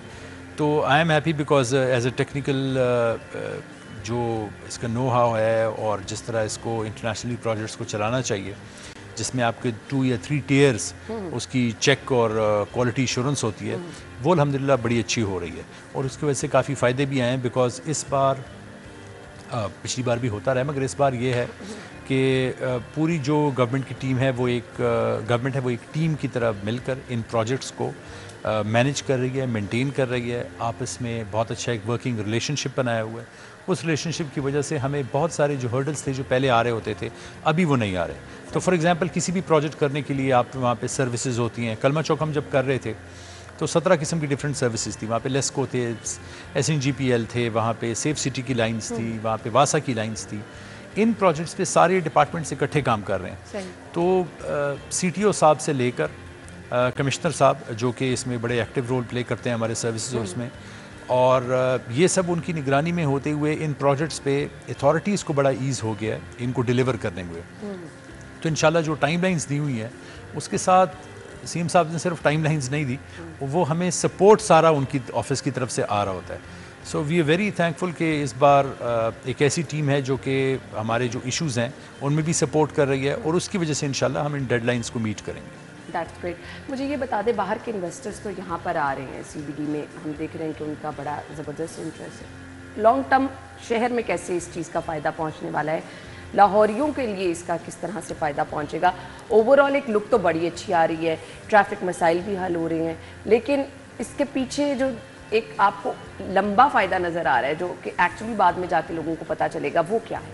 देखें, हमारा एक लाहौर का एक मेजर इशू ये था कि डिफरेंट रेजिडेंशियल एरियाज़ में हमने कमर्शियल एक्टिविटी शुरू करवा दी थी। अच्छा, उससे इंफ्रास्ट्रक्चर पे भी बड़ा स्ट्रेस पड़ता है। वहाँ की जो पॉपुलेशन है, पोल्यूशन, वो सारी चीज़ें उससे मैनेज नहीं हो पाती उस तरह, बिकॉज एक घर बना हुआ है और उसके साथ स्कूल बना हुआ है, तो ट्रैफिक, पार्किंग, ये सारे इशूज़ आ रहे होते हैं। इस तरह के प्रोजेक्ट से, स्पेशली CBD से ये फ़ायदा होगा कि सारी कमर्शियल एक्टिविटी इंशाल्लाह इधर शिफ्ट हो जाएगी। उसके साथ साथ मैं LDA का भी कहूँगा, LDA भी काम कर रहे हैं अपने डिफरेंट प्रोजेक्ट्स पे, तो वो भी अट्रैक्ट कर रहे हैं कि कमर्शियल एक्टिविटी उन एरियाज़ में लेके जाएं जो कि स्पेसिफिक हैं कि यहाँ पे कमर्शियल एक्टिविटी ही हो। अब CBD में ये है कि जो हम हाई राइजेज़, जो हम वर्टिकल बना रहे हैं, उसके साथ सारे पार्किंग प्लाजाज भी हम अपने बना के दे रहे हैं। उसके अलावा जो उनकी इलेक्ट्रिसिटी है, पावर, वो हम 24 आवर्स इंश्योर करेंगे अपने ग्रिड के थ्रू कि वो उनको देंगे। तो उससे ये होगा कि जो रेजिडेंशियल पे स्ट्रेस आया हुआ है इस वक्त, वो हट जाएगा और वो सिर्फ इस जगह पे कमर्शियल में आ जाएगा। उसका ये फ़ायदा होगा कि अभी आपको जो ये डिफरेंट स्ट्रीट्स में ट्रैफिक की इश्यूज़, आपके पानी का फ्लडिंग हो जाना, सीवेज बंद हो जाना, वो इसी वजह से है कि वो सीवेज लाइन डिज़ाइन थी कम लोगों के लिए, बिकॉज वहाँ पे सिर्फ रेजिडेंशियल स्ट्रीट थी और वहाँ पे कमर्शियल ऑफिसेज आ गए हैं, जिसकी वजह से सारा सिस्टम चोक हो गया। तो ये सारी चीज़ें उससे ख़त्म हो जाएंगी। मेरे ख्याल में एक प्लान्ड डेवलपमेंट आने से लाहौर को, पंजाब को बहुत बड़ा फ़ायदा होगा। स्पेशली पाकिस्तान में ये पहली इंफ्रास्ट्रक्चर हाई राइज़ की एक डेवलपमेंट बन रही है जो कि इंटरनेशनल बायलॉज के ऊपर बेस्ड है। इसके साथ साथ जो आपके इंटरनेशनल इन्वेस्टर्स आएंगे उनको बड़ा ईज़ होगा यहाँ पे अडॉप्ट करने के लिए और काम करने के लिए, बिकॉज हमने जो बायलॉज इसके लिए बनाए हैं वो वही बनाए हैं जो इंटरनेशनल स्टैंडर्ड्स के मुताबिक है। तो यहाँ पे आकर उनको काम करने के लिए ईज़ होगा, बिकॉज वो सारी उनके लिए अवेलेबल होगी और उनका सेम नॉलेज होगा जो उनको बैक उनको इंटरनेशनल मिल रहा होता है। लाहौर को इंशाल्लाह नेक्स्ट 4-5 ईयर्स में एक नई मेन बुलेवार्ड, एक डाउनटाउन और एक वर्टिकल डेवलपमेंट इंशाल्लाह मिल रही होगी। जिस तरह आप शेख ज़ायद रोड दुबई की देखती हैं, तो आई एम वेरी श्योर इंशाल्लाह लाहौर का ये डाउनटाउन उसके मुकाबले का होगा, उससे कम नहीं है। सर एक चैलेंज भी है क्योंकि अगर आपने जो मिसाल दी वहाँ पे ना तो ट्रैफिक के इशू हैं ना तो पोल्यूशन के इशू हैं, सो ये फिर स्टैंडर्ड मीट करना भी एक चैलेंज बन जाएगा क्योंकि यहाँ पर ऐसी मिसाल मेरे ख्याल से वो मुश्किल हो जाता है इसको। नहीं, मेरे ख्याल में मुश्किल नहीं है, हम इसके ऊपर डेडिकेटेड एफर्ट नहीं थी। पहले भी महकमे काम कर रहे थे, डिपार्टमेंट्स काम कर रहे थे, मगर एक गोल या विजन प्रॉबली उस वक्त इतना क्लियर नहीं था जिस तरह अब क्लियर है। विजन बड़ा क्लियर है कि लाहौर को साफ़ करना है। आप देख रही होंगी LWMC बड़ा अच्छा काम कर रहा है, वासा बहुत मुतहरिक है, commissioner Lahore, then deputy commissioner, CTO साहब, मैं तो सारों के साथ हमारी बड़ी रेगुलर कोऑर्डिनेशन होती है। So now there is a whole hearted effort कि लाहौर को क्लीन किया जाए। और ये जो डिपार्टमेंट्स हैं मैं बड़ा अप्रिशिएट करता हूँ, अपनी टीम को भी बताता हूँ, 24 घंटे हमें नज़र आते हैं, ना इनकी ईद की छुट्टियाँ होती हैं, ना ये सैटरडे संडेज़ हैं, और ये दिन रात ये काम कर रहे होते हैं।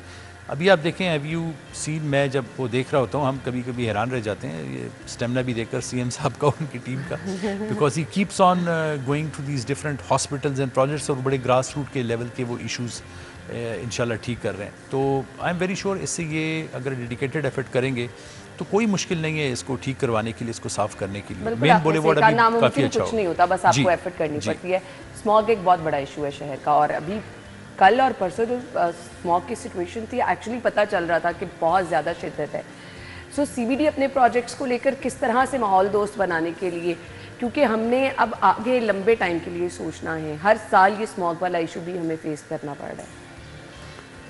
देखिए, स्मॉग में कुछ हमारी जो अपनी टेक्निकल उसकी हैं वैल्यूएशन, हमने तो अपने प्रोजेक्ट में सारी जितनी ग्रीन सस्टेनेबल इसको हम कर सकते थे in respect of plantation, in respect of rain harvesting, वो हम इंशाल्लाह कर रहे हैं। स्मॉग के कुछ इन्वायरमेंटल इश्यूज हैं जो कि इस आर देयर, बिकॉज ये नवंबर दिसंबर वो मंथ्स हैं जहाँ पे आपका हवा जो है वो बिल्कुल कम हो जाती है, ना होने के बराबर होती है। तो एनीथिंग दैट एड्स अप, चाहे वो राइस क्रॉप जल रही है, चाहे वो नेबरिंग कंट्री से उसके सारा इफेक्ट इधर आ रहा है, चाहे वो ईंटों के भट्टे हैं, वो उनका इफेक्ट ज़्यादातर हवा में मुल्क रहता है, because the wind is not taking them anywhere else, और रेंज इस टाइम में ज़रा सी कम होती हैं, तो इस वजह से भी है। हमने ये इंश्योर किया है कि जो हमारे प्रोजेक्ट्स हैं, जो CBD है स्पेसिफिकली, उसमें हम ना सिर्फ बिल्डिंग्स के ऊपर हमने ये रिक्वायरमेंट रखी हुई है कि वो उसको लीड सर्टिफाई करवाएंगे, उसकी वजह से ये बहुत ज़्यादा इन्वायरमेंटल फ्रेंडली हो जाएगा। हमारा सारा प्रोजेक्ट हम लीड सर्टिफिकेशन के लिए तैयार हैं, उसके जो सारे डिज़ाइन था वो लीड सर्टिफाइड के लिए हमने बनाया हुआ है, तो उसमें तो हमने सारे उसके ग्रीन एलिमेंट्स रखे हुए हैं। अगर आप कलमा चौक को ही देखें, कलमा चौक पहले इतना ग्रीन नहीं था जितना भी हमने कर दिया। अराउंड 5,000 to 7,000 प्लांट्स और ट्रीज़ हमने प्लांट किए हैं कलमा चौक में। इंटरनली इंशाल्लाह हम 20,000 और करेंगे। उसके साथ साथ जो भी हमें अपने ग्रीन एरियाज़ मिल रहे हैं वो सारा हम उसको ग्रीन कर रहे हैं। अभी आप प्राइम इंशाल्लाह हम 15 नवंबर को जब आप खोलेंगे तो आप बाहर से मेन बुलेवार्ड पे आपको नज़र आ रहा होगा, उसको हमने सारा बड़ा ग्रीन और वॉकेबल कर दिया है। तो हमारी तरफ से पूरी कोशिश है कि इसको वो ऐड इन किया जाए। साइकिल ट्रैक एक हमने ऐड की है, ये लाहौर की पहली एक 3 किलोमीटर की लंबी साइकिल ट्रैक होगी, तो हम यही सपोर्ट कर रहे हैं कि यहाँ पे वॉकेबल और साइकिलिंग हो, पोल्यूशन कम से कम हो, गाड़ियाँ कम से कम आ सके। पंजाब मास ट्रांजिट अथॉरिटी के साथ हम इसका एक BRT का कैरिडोर भी प्लान किया हुआ है कि यहाँ पे हम BRT और MRT चलाएं, जो कि लोग इस इस्तेमाल हो, तो यहाँ पे पोल्यूशन का कम से कम हो सके। तो वो इंशाल्लाह we have added that and I am sure कि वो बड़ा पॉजिटिव ऐड कर जाएगा स्मॉग के लिए। चलिए, ये तो बहुत अच्छी चीज़ है। अच्छा जी, घोड़ा चौक फ्लाईओवर पे मुझे बताइएगा कितना काम हो चुका है, इससे ट्रैफिक का मसला कितना हल होगा, उससे पहले क्या सिचुएशन थी और ये कंप्लीट होने के बाद किस तरह से लोगों के लिए आसानी हो जाएगी? देखिए, ये दो बड़ी इंपॉर्टेंट आर्टरीज़ हैं। एक जब आप कलमा चौक से अली ज़ेब की तरफ मुड़ते हैं, फिर आपके पास एक अंडरपास है, देन खालिद भट्ट का अंडरपास बन रहा है, फिर घोड़ा चौक का बन रहा है। एक तो ये DHA कैंट के लिए जाने वालों के लिए बड़ी आसानी हो जाएगी, बिकॉज अब सिग्नल फ्री जा सकेंगे। और ये काफ़ी अरसे से यहाँ पे एक चौकिंग पॉइंट था, स्पेशली जब आप फ्लाईओवर से उतरते थे और खालिद भट्ट चौक पे शाम के टाइम बहुत लंबी लाइंस लगी होती थी, तो उससे एक तो ये बहुत बड़ा इफेक्ट। और घोड़ा चौक इंशाल्लाह हमारे पास जो प्लान डेट है वो 10th December है। Between 10th and 15th December इंशाल्लाह we'll complete that, we will hand over that project एक बड़ी अच्छी स्टेज में। उसके साथ साथ खालिद भट्ट भी उसी स्पीड से ही चल रहा है। पैरेलल जो वॉल्टन है उसके साथ वॉल्टन रोड पे भी हमने काम शुरू कर दिया। एक बड़ा पुराना इशू था वॉल्टन रोड का, वहाँ पे वाटर खड़ा हो जाता था पानी की वजह से, इंफ्रास्ट्रक्चर ADA नाला का बड़ा मसला था, वो भी हमने उस पर काम शुरू कर दिया। इंशाल्लाह उसको भी फरवरी तक उसको भी कंप्लीट करेंगे। ये 2 आर्टरीज जो मेन बुलेवार्ड से हम मिला रहे हैं CBD के अंदर से होती हुई, और ये घोड़ा चौक, ये लाहौर का इंटरनल गुलबर्ग का बहुत बड़ा एक ट्रैफिक का मसला हल कर देंगे। बिकॉज इस वक्त आप देख रही हैं कलमा चौक में जब अली ज़ेब का हमने अंडरपास बना लिया, उसकी वजह से अब ट्रैफिक चौक नहीं होती। पहले वहाँ पे बहुत ज़्यादा चौकिंग हो रही होती थी, वो सिग्नल फ्री हो गया। ये एंड टू एंड कलमा चौक से लेकर आप डिफेंस तक बिल्कुल सिग्नल फ्री जा रहे होंगे, और उसकी वजह से ट्रैफिक का बड़ा एक इशू जो ये बैकलॉग हर तरफ बन जाता है, बिकॉज वही इफेक्ट फिर चला जाता है पीछे चौक्स तक। तो वो सारा इंशाल्लाह बड़ा उससे ख़त्म हो जाएगा और आप एक बहुत स्मूथ फ्लो देखेंगी ट्रैफिक का। चलिए जी, ये तो लाहौर में बहुत अच्छी पॉजिटिव चीज़ें चल रही हैं और हम दुआ गो हैं आगे भी चलती रही। हम ये इमरान अमीन साहब हमारे साथ मौजूद हैं। इक्तिसादी तरक्की के लिए CBD पंजाब किस तरह से कोशा है सर, ये बताइएगा। जहाँ पे डेवलपमेंट आप देखी हैं, दुबई जैसे मॉडल्स हमारे सामने हैं, मलेशिया हमारे सामने है, जहाँ पे इंफ्रास्ट्रक्चर प्रोवाइड करने से गवर्नमेंट ने बड़े मल्टीनेशनल्स अट्रैक्ट किए और बिजनेसेस अट्रैक्ट किए। दुबई ने, UAE ने जिस तरह किए, उसके साथ साथ उनकी इकोनॉमिक डेवलपमेंट भी होती गई। हमारा भी यहीं पे मॉडल है CBD का। एक सबसे बड़ा जो एक अहम मॉडल है दैट इज़ सस्टेनेबल, बिकॉज हम गवर्नमेंट से कोई ग्रांट्स कोई फंडिंग नहीं लेते। सब का सब जो कि हम जनरेट कर रहे हैं वो वही जो लैंड हमें दी गई है उसको सेल प्रोसीड से उसकी PPP मॉडल, उसकी JV मॉडल करके हम उससे प्रोसीड्स ला रहे हैं। इससे जो हमने इनिशियल एस्टिमेशन की थी वो तकरीबन 800 to 1000 बिलियन थी कि जिसमें CBD अट्रैक्ट करेगा और इतने हम इससे फंड्स जनरेट करेंगे। बट अगेन अगर इसके ऊपर आप बिल्डिंग्स का लगाएं कि जो इन्वेस्टर्स यहाँ आए और उसके ऊपर बिल्डिंग्स लगा रहे हों, तो लैंड की प्राइस के बाद तकरीबन 3 times more they spent on construction as well. तो जब कंस्ट्रक्शन में इतनी स्पेंडिंग होती है और जब ब्रांड्स आ रहे होते हैं तो उसके 2-3 फैक्टर्स निकलते हैं। एक तो कंस्ट्रक्शन के साथ आपकी सीमेंट इंडस्ट्री, स्टील इंडस्ट्री, आपकी इंपोर्ट एक्सपोर्ट, आपका लेबर, वो सारी एक एम्प्लॉयमेंट जनरेशन और बिजनेस जनरेशन में आ जाता है। तो ये कम से कम 3 मल्टीप्लायर यूज़ हो रहा होता है। तो 2 से 2,500 अरब का एक इकोनॉमिक ओवरव्यू और एक इकोनॉमिक फैसिलिटी आ जाएगी लाहौर के पास एडिशनल पंजाब के पास, और वो ऐड इन होगी इसमें। तो एक तो ये बहुत बड़ा बेनिफिट है बिकॉज आप नए ब्रांड्स हम ला रहे हैं, होटल्स नए आ रहे हैं, इंटरनेशनल हाई राइजेस आ रहे हैं, ऑफिसेज यहाँ आ रहे हैं, उससे एम्प्लॉयमेंट, इकोनॉमिक जनरेशन वो ऑटोमेटिकली आ जाएगी। बहुत बड़ा मसला जो है वो हल हो जाएगा। ओवरऑल शहर में ये बड़ी डेवलपमेंट भी है, लोगों के लिए भी अपॉर्चुनिटी है। सो हम आपको गुड लक कहना चाहेंगे। बहुत बहुत शुक्रिया आपके वक्त के लिए, और जिस तरह से काम चल रहे हैं आई विश कि ये जल्दी मुकम्मल हो और लोगों को इसका फायदा हो, हमारे मुल्क को इसका फायदा हो। जी इंशाल्लाह। Thank you so much, thank you very much, बहुत शुक्रिया। नाज़रीन, ब्रेक के बाद हम आपको ज्वाइन करते हैं।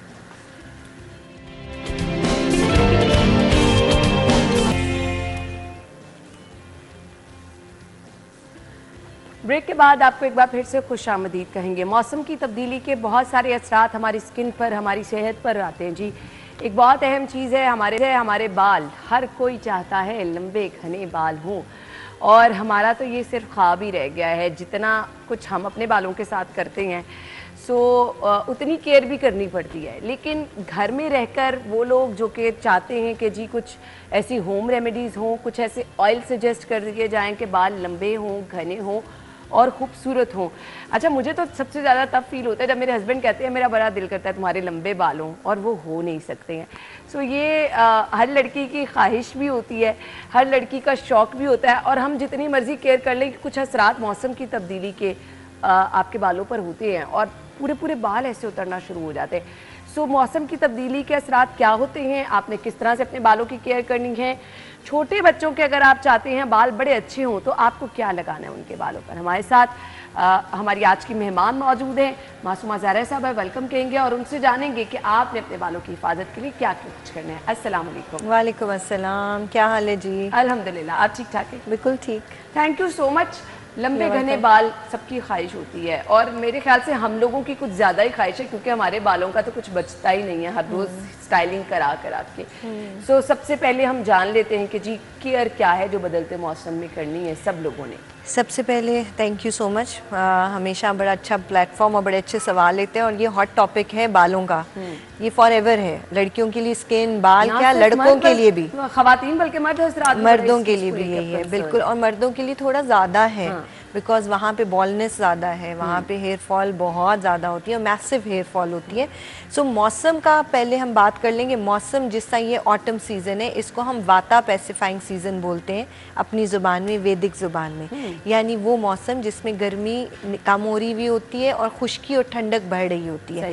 सो जैसे ही बाल पत्ते गिरते हैं, झड़ते हैं, तो बालों में भी वही खुश्की झड़ाव लेके आती है। एक तो बरसात के मौसम में बाल बहुत गिरते हैं और खुश्क मौसम में भी बाल बहुत ज़्यादा गिरते हैं। इसके पीछे बहुत सारी चीज़ें, पूरे लंबे बाल उतरना बिल्कुल शुरू हो ऐसा ही है, जाते बिल्कुल ऐसे। वो सिर्फ इसलिए कि हम क्या क्या चीज़ें नहीं करते मौसम के हिसाब से, अपने आप को हमने कभी प्रिपेयर करने के बारे में सुना, सोचा, समझा ही नहीं। मैं कल भी एक शो में बैठी थी तो वहीं पे ये बात हो रही थी कि हम जब मौसम पहुंच जाता है, लेट्स सपोज जैसे आजकल स्मॉग है, तो स्मॉग का अब सोच रहे हैं कि क्या करना है, ये हमारी आदत बन गई हुई है। लेकिन हम आने वाले मौसम को जिस्म के ऊपर हेल्थ वाइज पे एक सीज़न पहले प्रिपेयर करें तो ज़्यादा अच्छे रिजल्ट्स मिलते हैं।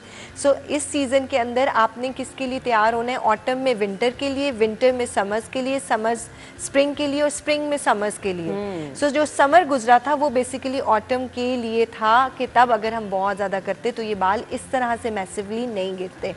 अब जब गिरने लग गए हैं तो क्या किया जाए? बालों में सबसे पहले जो बेहतरीन चीज़ है वो मेथरे हैं।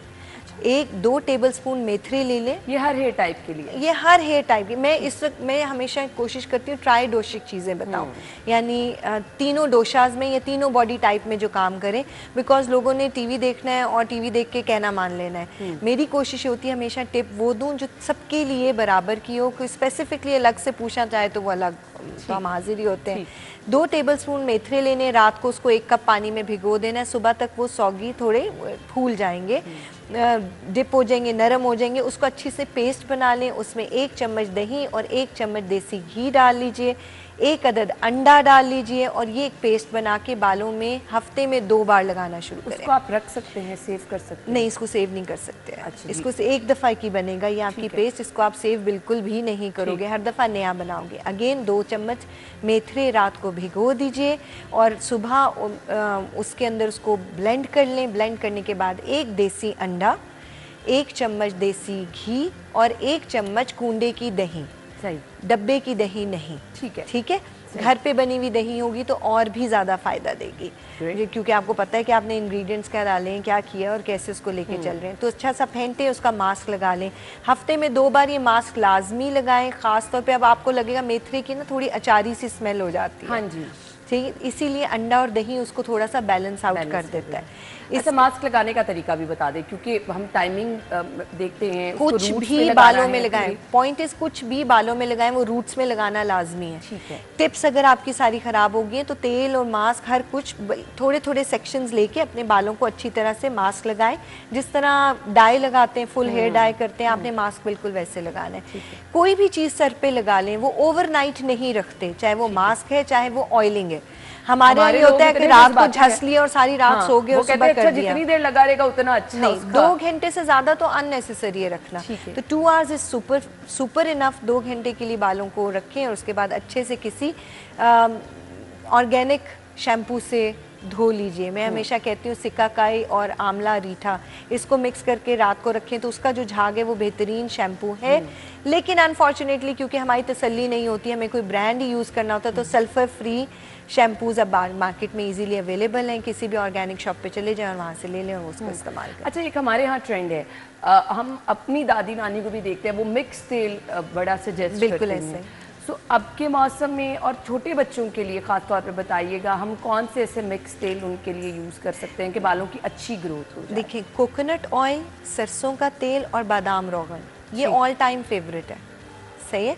कोकोनट ऑयल, सरसों का तेल और बादाम रोगन हम वज़न ले लें। इसमें थोड़ा सा कैस्टर ऑयल डाल लें।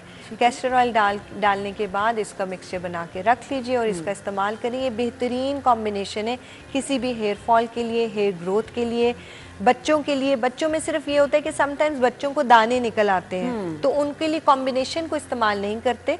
बच्चों में हमेशा बादाम रोगन को इस्तेमाल करते हैं। चाहे वो बादाम रोगन उनके सिर पे लगाना है या वो टीदिंग पे है तो उन पे दांतों पे लगाएं, वो दोनों ही काम अच्छा करेंगे। बाल अच्छे निकालेंगे, दांत अच्छे निकालेंगे। तो अल्लाह ने बादाम रोगन को बहुत सारी क्वालिटीज़ में से एक क्वालिटी ये भी दी है कि वो स्किन को नरम करती है, हेयर ग्रोथ को बेहतर करती है। चलें जी, ये हो गया, बहुत ज़बरदस्त चीज़ है। अच्छा जी, डिफरेंट हेयर मास्क होते हैं, कुछ लोगों के बाल अच्छे होते हैं, लेंथ अच्छी होती है, लेकिन उनका बाल रूखे बेजान बड़े होते हैं और इस मौसम में ड्राई हो भी जाते हैं आपके बाल, इसके लिए क्या करना? देखो, हिबिस्कस नाम का एक पौधा होता है जो कि आमतौर पे लाहौर में साइड ग्रीन बेल्ट्स पे लगा होता है, जिसके अंदर वो रेड कलर का फूल होता है जिसमें से एक ब्रश सा निकल रहा होता है। एग्जैक्टली, ठीक है, तो इसको हम हिबिस्कस कहते हैं। इसके पत्ते और इसके फूल की पत्तियां ये बेहतरीन चीज़ है आपके बालों को शाइन देने के लिए। सो आप इसको अच्छी तरह से कूटो, फिर अगेन इसमें अंडा, दही और साथ में थोड़ा सा देसी घी डालो, इसका मिक्सचर बनाओ और बालों पे लगाओ तो बालों में शाइन बहुत अच्छी। अच्छा, आप देसी घी का बार बार जिक्र कर रहे हैं, तो बहुत सारे लोग जो हैं वो घरों में डायरेक्ट देसी घी भी बालों पे अप्लाई कर लेते हैं। लगाया जा सकता है, देखो उसमें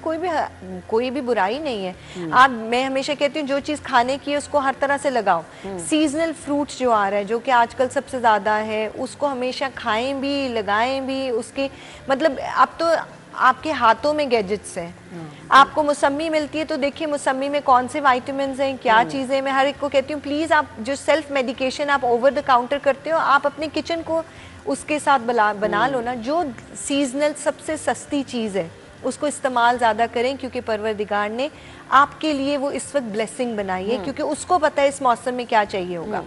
सो आपने वो, जैसे अब मौसमी आ रही है, मौसमी को आप उसके छिलके का इस्तेमाल अपनी स्किन के लिए करें, उसके बीजों का इस्तेमाल करें। बीज उसके जो हैं पेट ख़राब में काम आते हैं। तो बहुत सारी चीज़ें ऐसी हैं जिसको आप लोकली ये देखें कि आपके सीज़न में क्या अब इस वक्त चल रहा है, आया वो बालों के लिए अच्छा है तो लगा लें बालों के ऊपर। बिल्कुल। अच्छा, कुछ लोग दही, अंडा, ऑयल, इसका पेस्ट भी बालों में लगाते हैं। मैं बार बार आपको देखो हर कॉम्बिनेशन में मैंने दही और अंडा बोला, क्योंकि ये बेस कॉम्बिनेशन होता है ना किसी चीज़ का। बेस है दही अंडा, फिर उसमें मेथरे डाल लें तो वो हेयर ग्रोथ का हो जाएगा। हिबिस्कस डाल लें तो बालों में शाइन और घनापन और अच्छी लुक देने लग जाएगा। उसी के अंदर खाली अंडा डाल लें तो वो हेयर ग्रोथ का अगेन काम करता है। बिल्कुल। अच्छा जी, खुश्की के लिए भी अच्छा होता है। गर्म पानी का इस्तेमाल, आपका बालों को शैम्पू करने का तरीका बड़ा मैटर करता है। कुछ लोग इतनी सारी ये होम रेमेडीज और इतनी अच्छी अच्छी चीज़ें लगाने के बाद गर्म पानी का 4-5-6 दफ़ा शैम्पू बालों को कर लेते हैं कि स्मेल ना आए बालों से, गर्म पानी का इस्तेमाल कर लेते हैं। आपने इस तरह की चीज़ें बालों में लगा ली, अपने बालों की केयर कर ली, बाद में आपने शैम्पू का तरीका कार के आप रिकमेंड करना चाहेंगी? हमारे यहाँ कुछ लोग बालों को बहुत ज़ोर ज़ोर से रगड़ के ड्राई करते हैं, करना क्या है?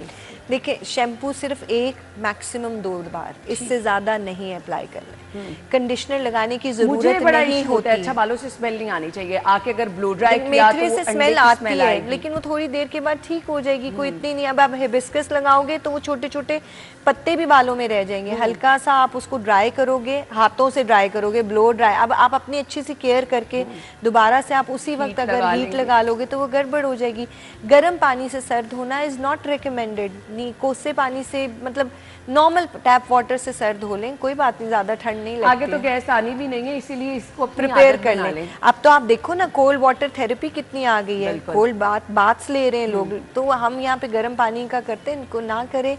नॉर्मल टैप वाटर से अपने बालों को धोएं। भी आपके बाल कमजोर होते हैं? बिल्कुल होते हैं, बिल्कुल कमजोर होते हैं। सही। सो ये आपने इस चीज़ का जी बहुत ज़्यादा ख्याल रखना है।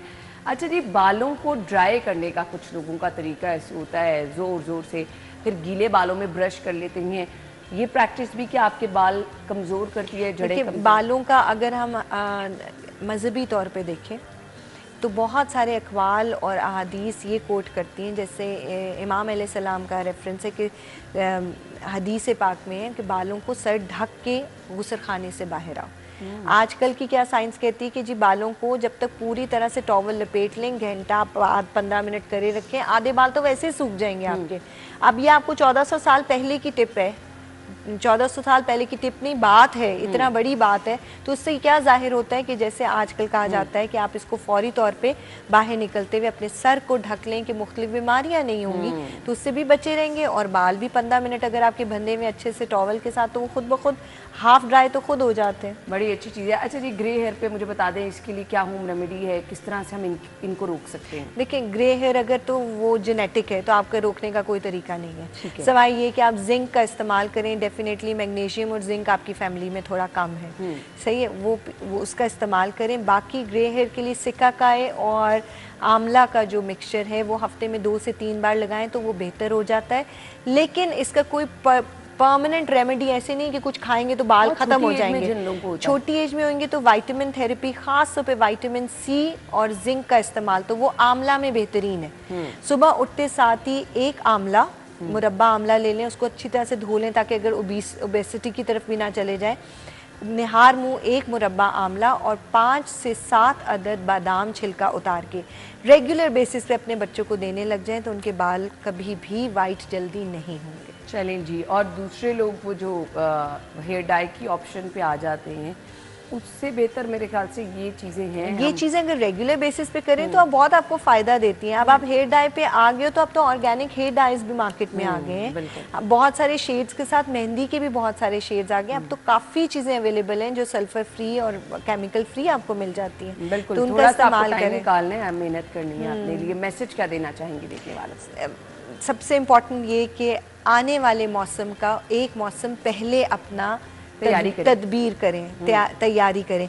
सो ये विंटर्स जो अब आ रहे हैं इनकी तैयारी अभी करें। रोज़ाना पानी डिहाइड्रेशन ना होने दें, पानी का इस्तेमाल ज़्यादा करें।